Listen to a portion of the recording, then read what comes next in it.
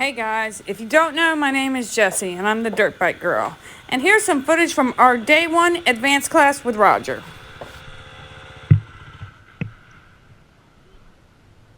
When you're coming out of the turn, like when you're going down that way and you're turning around to the right and you nail it and it just does fishtail, if you slide your butt back just a little bit, that puts weight on the rear tire so it bites and you'll take off faster. No, coming out of the turn in that loose sand over there, let me start your bike and bring it over here and I'll show you what I want. Okay, stop.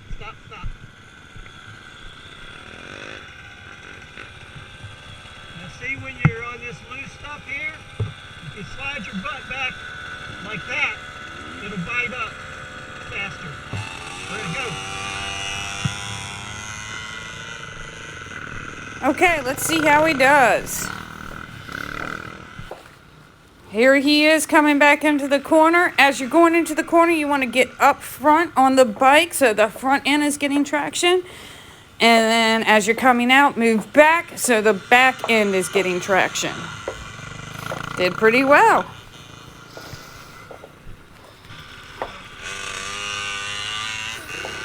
Now we're out on our 6-mile long flat track. This is wonderful for teaching. There's no consequences if you blow a turn. So you can really practice coming in fast and hot, using your brakes, controlling the bike, getting your weight to the outside peg. And if you blow a turn, no big deal. You just work on it the next time. I blow a lot of turns, but I get better every time. I learn something new from every blown turn. This is the area I come to when I first want to practice a new technique.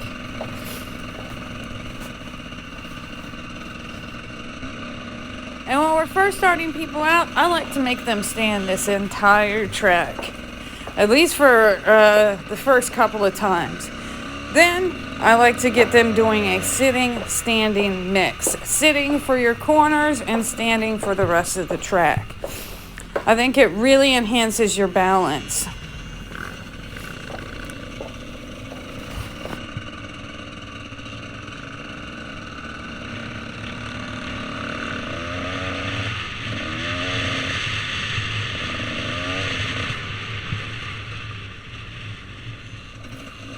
There are a couple good ruts out here too that is wonderful for starting to practice going in and out of them, not getting cross-rutted, or making yourself get cross-rutted so you can practice technique for that.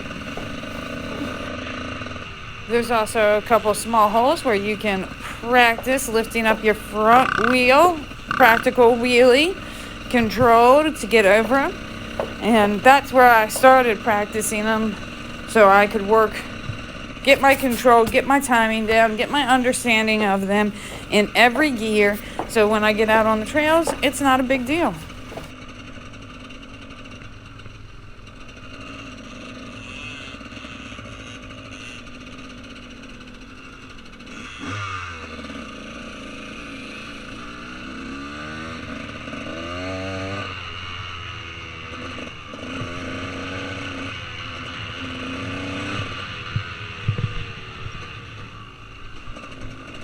Coming up are some of the best ruts for practicing getting cross-rutted. Right here.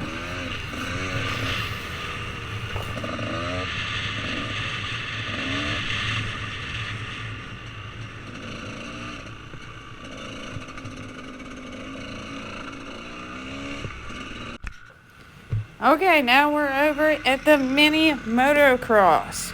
This is another great place to start really getting control of your front wheel and working on your turning skills. So there are some consequences out here. There's obviously a lot of trees. When you first get out, there is 4 jumps.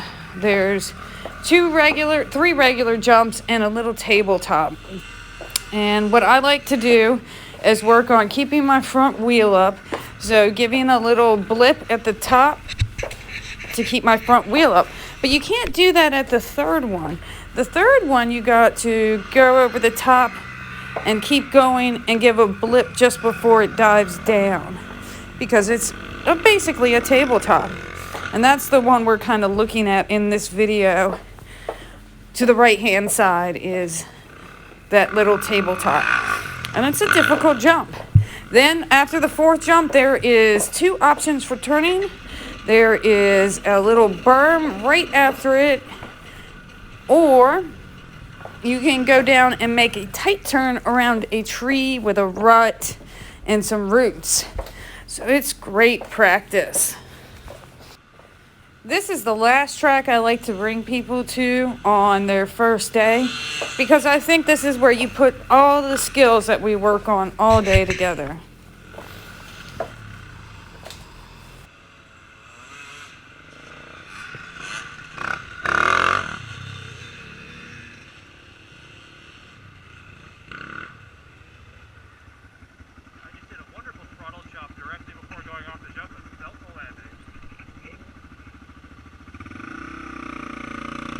So Paul was just talking about chopping his throttle right over top of that tabletop.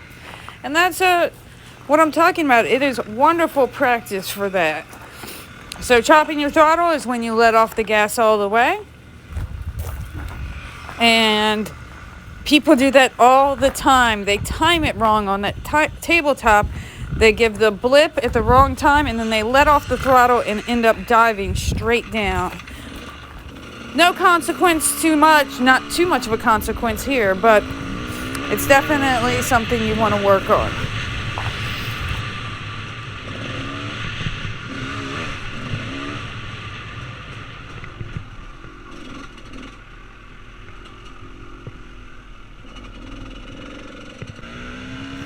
Okay, now we're heading over to an open field with some cones to work on some more exercises.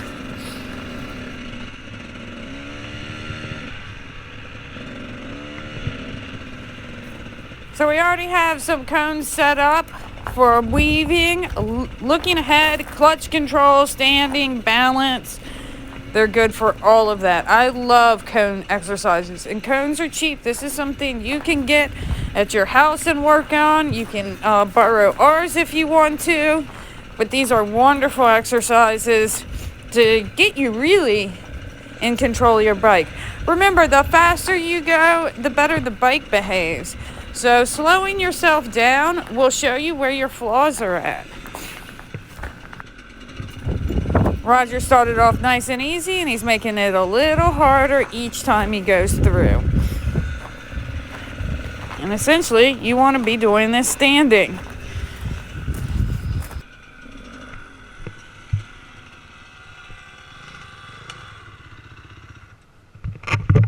That was awesome. I'm proud of you guys.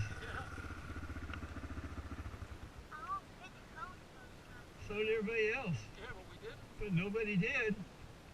You must be learning something, huh? You get better at that, Mark? Looks like you are.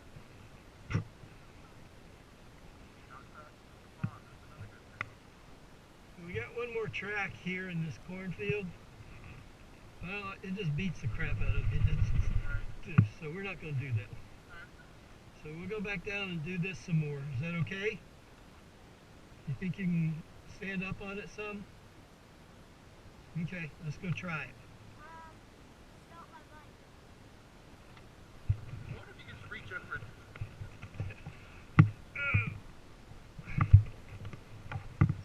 You give me my exercise today. it? Is.